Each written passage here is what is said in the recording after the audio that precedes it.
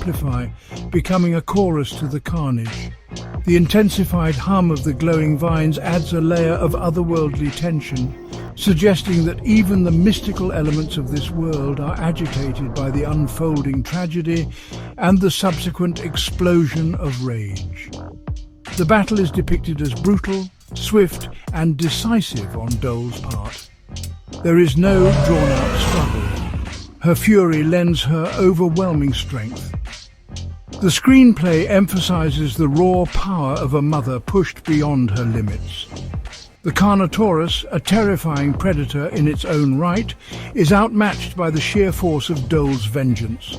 This segment serves to highlight the terrifying strength that can be born from profound loss.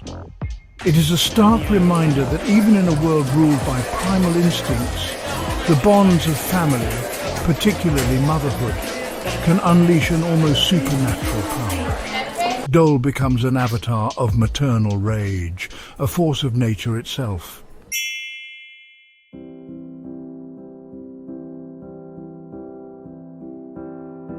The Spear of Grief, Darsa's desperate vengeance. While Dole engages one Carnotaurus in a titanic struggle, Darsa confronts the other. His battle is one of stark contrast. He is a human, frail in comparison to these saurian behemoths, yet his grief is a fire that consumes him, lending him a desperate, reckless courage. The screenplay paints a harrowing picture. Darsa, his face contorted by an amalgam of sorrow and incandescent anger, driving his spear into the flank of the second Carnotaurus. This is not a calculated act of a seasoned hunter. It is the raw, unthinking lunge of a father who has witnessed the annihilation of his lineage, his every hope for the future.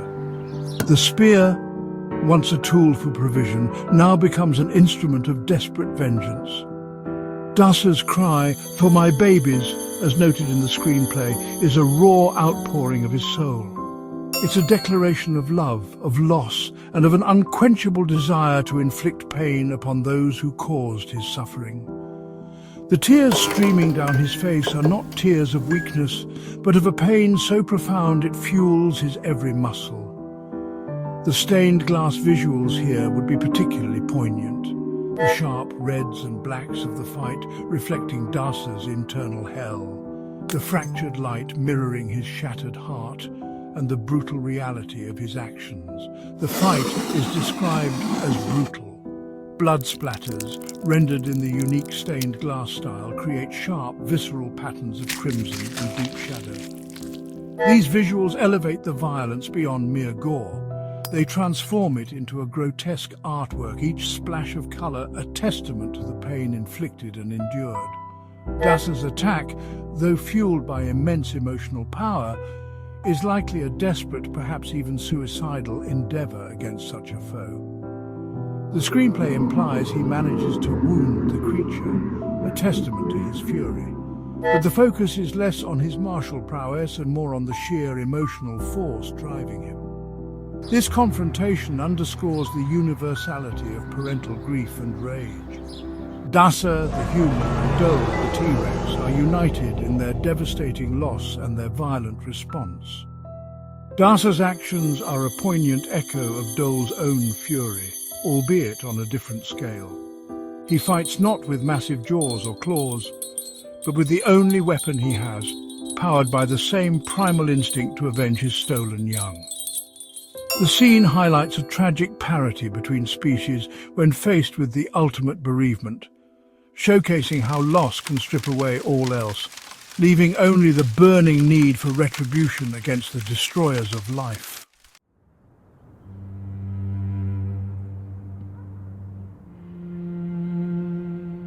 Victory's bitter taste roars and ruin in the wasteland. Dole stands atop the lifeless Carnotaurus, a silhouette against the chaotic light of the mystical vines.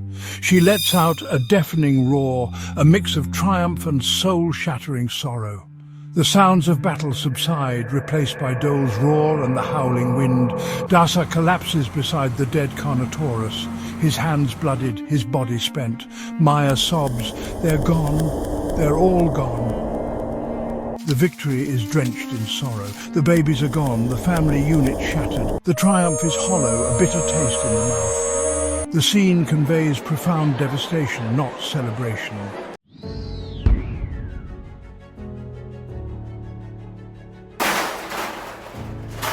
The immediate aftermath of the battle is one of stark, desolate quiet, punctuated only by sounds of grief. Dasa lies broken beside the fallen predator, his energy utterly depleted. Maya cradles the lifeless body of her child, highlighting the terrible finality of their loss. Dole succumbs to her sorrow, nudging her one remaining baby.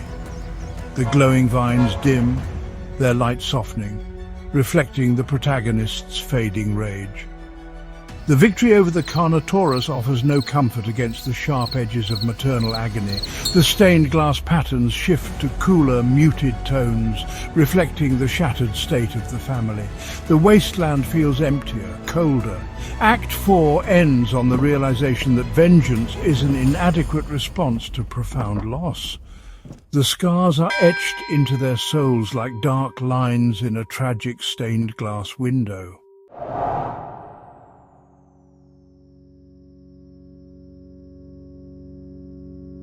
The fury of battle had bled away, leaving behind a profound silence. The wasteland lay still, shrouded in oppressive quiet. The moon, veiled by somber clouds, no longer illuminated the barren earth. The silence was heavy, suffocating, laden with unspoken sorrow. The wind whispered a gentle, mournful dirge, rustling through the sparse vegetation. The glowing vines cast a faint, somber light, their energy subdued. This profound stillness marked the beginning of Act 5, mourning through the night. The pace slows, inviting the audience to linger on the raw manifestations of grief. There are no more grand actions, only the crushing weight of what has happened. This act explores sorrow in its purest form under a dark, uncaring sky.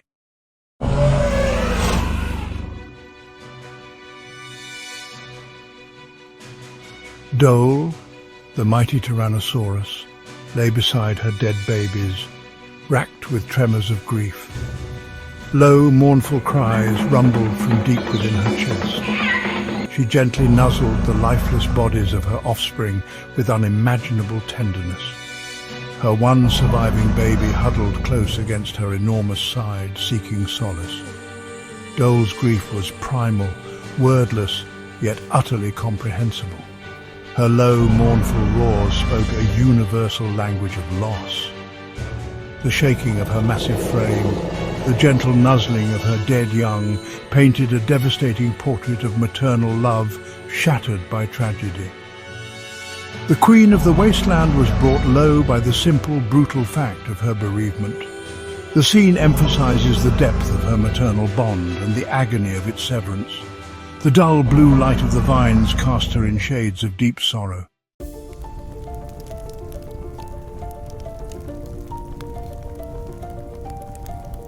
Section 3. Whispers of Despair. Humanity confronts the void. Maya clung to Dasa, her body racked with sobs, seeking an anchor in her desolation. Dasa held her tightly, his own face etched with unbearable pain. He stroked Maya's hair, offering what little comfort he could muster. Maya's voice, when she finally spoke, was a mere whisper, fragile and laden with despair. "How do we go on, Dasa?" she breathed, her words almost lost in the mournful breeze. Dasa's reply was equally quiet, his voice hoarse with unshed tears and exhaustion.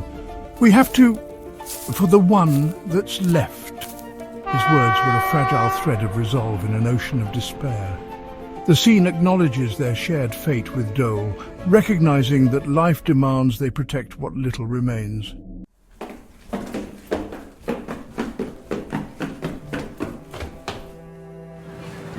The night wore on, a slow, agonizing passage of time. The family, human and saurian, kept a somber vigil. There was no sleep, only the shared burden of grief. Dole's continued mourning, Maya's quiet weeping, and the tiny T-Rex survivor curled against its mother painted a portrait of profound loss. The alliance between Darsa, Maya and Dole had been forged in mutual need and the shared responsibility of protecting their young. Now, with most of that young decimated, their bond was violently shaken. Yet in this crucible of sorrow,